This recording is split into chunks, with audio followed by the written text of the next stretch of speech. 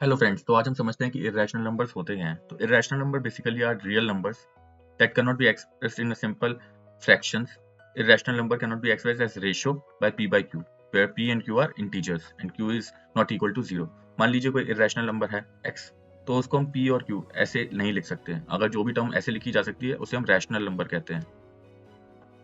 Irrational number का सबसे बड़ा जो पॉइंट है वो ये है कि वो नॉन टर्मिनेटिंग होते हैं और नॉन रिकरिंग होते हैं. नॉन टर्मिनेटिंग मतलब वो कभी खत्म नहीं होते. जैसे वैल्यू ऑफ पाई है, वो नॉन टर्मिनेटिंग है, नॉन रिकरिंग है. वैल्यू ऑफ पाई होती है 3.141592653589, ऐसे ही चलता रहता है. तो आप इसमें कोई देखेंगे कोई पैटर्न है, कोई ऐसा रिपीट नहीं हो रहा.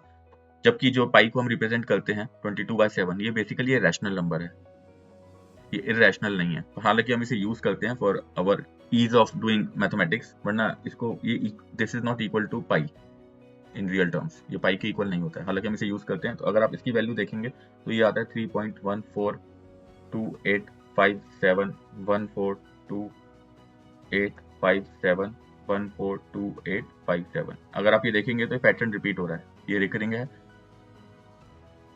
तो इसलिए रैशनल नंबर है, ये इररेशनल नंबर नहीं है. ऐसे ही अगर आप देखें तो ई जो है एक्सपोनेंट जो होता है 2.718281, ये भी एक इररेशनल नंबर है. और जितने भी अगर आप रूट्स देखें 2, √3, √5, √7, ये सब इररेशनल होते हैं, इररेशनल नंबर होते हैं ये. अगर जो परफेक्ट स्क्वायर होते हैं वो रैशनल होते हैं. जैसे 4 रूट, यहाँ पे 9 हो गया, 16 हो गया, 25 हो गया, 64 हो गया, क्योंकि इसको हम ये 2 का स्क्वायर हो गया, 3 का हो गया, 4 आ गया, 5 आ गया और ये 8 आ गया. तो ये क्या है, रैशनल, जिसको हम सिंप्लीफाई नहीं कर पाते हैं. जैसे इनको हम और सिंप्लीफाई नहीं कर सकते हैं, या अगर √8 है तो इसे भी हम सिंप्लीफाई ज़्यादा नहीं कर सकते हैं. ज़्यादा से ज़्यादा इसमें क्या होएगा, अगर आप करेंगे अंडर रूट लेके 2 इंटू 2 इंटू 2, तो इसमें 2, ये 2 बाहर आ जाएगा, √2 बचेगा, तब भी ये एक इररेशनल नंबर रहेगा. चलिए हम इररेशनल नंबर्स की कुछ प्रॉपर्टीज देख लेते हैं. पहला तो यह है कि addition of irrational number. Irrational number को अगर आप रैशनल नंबर से ऐड करेंगे तो उसमें इररेशनल नंबर ही आएगा. मान लीजिए इररेशनल नंबर हमारा √2 है, इसमें अगर आप 1 ऐड भी कर दें या 1 ऐड कर दीजिए तो इसमें √2 + 1 आएगा, तो ये इररेशनल नंबर ही होगा. ये इसकी पहली प्रॉपर्टी है. ये प्रॉपर्टीज बहुत इंपॉर्टेंट है जो आगे के क्वेश्चंस में काम आएंगी, इसलिए आप इसे या तो नोट कर लीजिए या याद कर लीजिए. और जो मल्टीप्लिकेशन है, multiplication of irrational number into rational number is equal to irrational number. तो irrational number जैसे हमने ऊपर एग्जांपल लिया 2 है, और rational number मान लीजिए इसमें हम कुछ और ले लेते हैं, rational number 3 ले लेते हैं, तो इसका जो प्रोडक्ट आएगा 3√2, ये एक irrational number होगा. ठीक है. और अगर तीसरा है एडिशन, एडिशन और multiplication, multiplication of two irrational numbers, it can be rational और इररेशनल. मान लीजिए इररेशनल नंबर को आप ऐड करेंगे इररेशनल नंबर से, तो कैन बी रैशनल और इररेशनल. इसको मैं एक एग्जांपल से समझाता हूँ. जैसे कि मान लीजिए इररेशनल नंबर हमारा √2 है प्लस √2, तो ये हो गया 2√2, ये भी इररेशनल नंबर है. और ये रैशनल कैसे होता है, इसमें अगर हम √2 को -2 कर दें तो इसमें हो गया हमारा 0, जो कि एक रैशनल नंबर है. तो इसलिए इसका जो एडिशन है rational plus irrational number, irrational number plus irrational number is equal to either rational number और इररेशनल नंबर, कैसे भी हो सकता है. सिमिलरली अगर आप देखें multiplication of irrational number into irrational number is equal to can be rational number और इररेशनल नंबर. इसमें अगर आप देखें ये √2 इंटू √2, ये आपका हो गया 2, तो ये हो गया आपका रैशनल नंबर. ठीक है. सिमिलरली अगर आप √2 ले लें और एक और इररेशनल नंबर √3 ले लें, तो हो गया √6, जो कि इररेशनल नंबर है. तो ये रैशनल भी हो सकता है, इररेशनल भी हो सकता है. ठीक है. अगर आप इररेशनल का यहाँ पे मल्टीप्लिकेशन कर रहे हैं या एडिशन कर रहे हैं. चलिए फ्रेंड्स, अब हम एक थ्योरम देख लेते हैं जो कि बहुत इंपॉर्टेंट थ्योरम है आगे के क्वेश्चंस करने के लिए, जिसमें आपको इररेशनलिटी प्रूफ करनी होगी नंबर्स की. √2 होएगा, √3 होएगा, बहुत सारे आपको दे रखेंगे नंबर जिसमें हमें दिखाना होगा कि वो इररेशनल है. तो उसके लिए थ्योरम बहुत इंपॉर्टेंट है. तो देखते हैं थ्योरम क्या कहती है.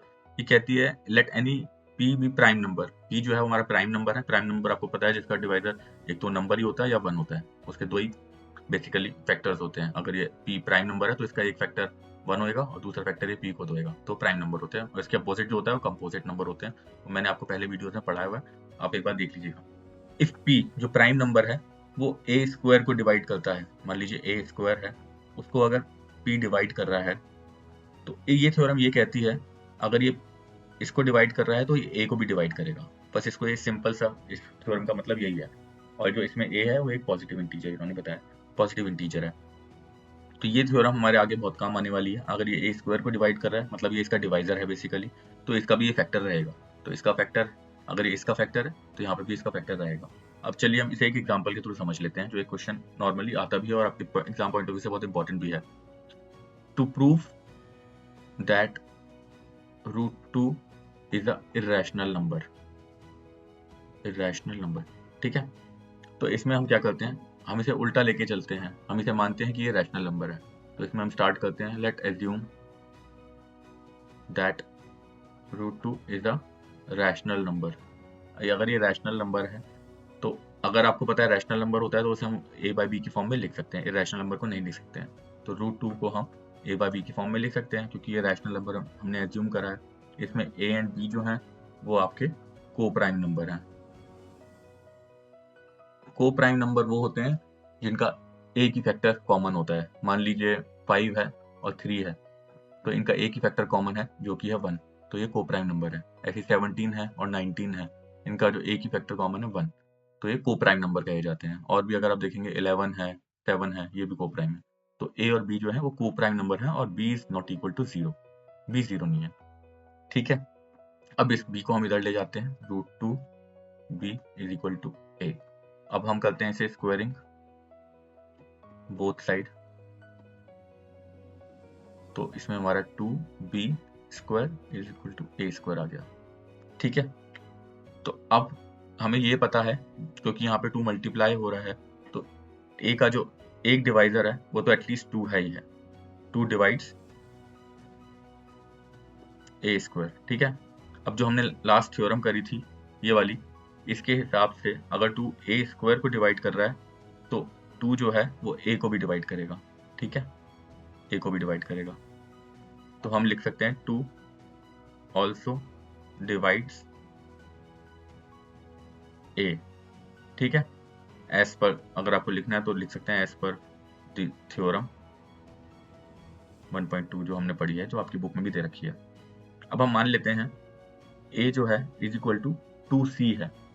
c हमने ऐसे ही कोई इंटीजर मान लिया है, ये एक इंटीजर है, कोई भी इंटीजर ले सकते हैं क्योंकि 2 का तो फैक्टर a है ही, हमने यहाँ पे माना है। तो इसका 2 जो है वो a का फैक्टर है, तो अगर कोई भी नंबर है, अगर हम उसे इंटीजर से मल्टीप्लाई कर रहे हैं, हमने कोई मान लिया ऐसा इंटीजर है जिसे मल्टीप्लाई करके हमें a मिल रहा है, कुछ भी हो सकता है इंटीजर, ठीक है। अगर हम तो इसे हमने एज्यूम कर लिया है। अब हम जो यहाँ पे ये वाली हमारी इक्वेशन थी a is equal to 2b, इसको मान लीजिए 1 इक्वेशन है, तो हम यहाँ पे इसे रिप्लेस कर देते हैं, a की जगह हम लिख देते हैं √2b और यहाँ पे आ गया 2c, ठीक है। और अब हम इसे स्क्वायरिंग बोथ साइड कर देते हैं, स्क्वायरिंग बोथ साइड, तो इसमें हमें आ गया 2b square is equal to 4c square, ये कैंसिल हो जाएगा 2, तो b square is equal to 2c square. तो अब जो 2 है वो b को डिवाइड कर रहा है, ये इसका फैक्टर है, तो क्योंकि यहाँ पे ये आ रहा है तो 2 से तो इसका फैक्टर आएगा ही आएगा, तो 2 is a factor of b square. और अगर ये b स्क्वायर का फैक्टर है तो ये b का भी फैक्टर होएगा, जैसे कि हमने थ्योरम में देखा ही है। तो 2 is also a factor of b। तो अब ये b का भी फैक्टर हो गया और a का भी फैक्टर हो गया, पर हमने स्टार्ट कहाँ से करा था कि a एंड b जो है वो को प्राइम है, तो इन दोनों का को प्राइम फैक्टर्स का एक ही फैक्टर होता है जो कि 1 कॉमन फैक्टर, और इसमें 2 फैक्टर आ रहा है हमारे पास कॉमन। तो इसका मतलब जो हमारी एजम्पशन थी स्टार्टिंग में कि ये जो √2 है ये रैशनल नंबर है, ये हमारी एजम्पशन जो है वो रॉन्ग थी। तो हेंस इसमें हम अगर लिखना चाहें तो ऐसे लिख सकते हैं that we conclude that root 2 is irrational because it contradicts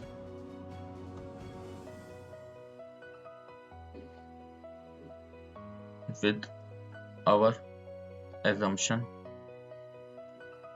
that root 2 is rational.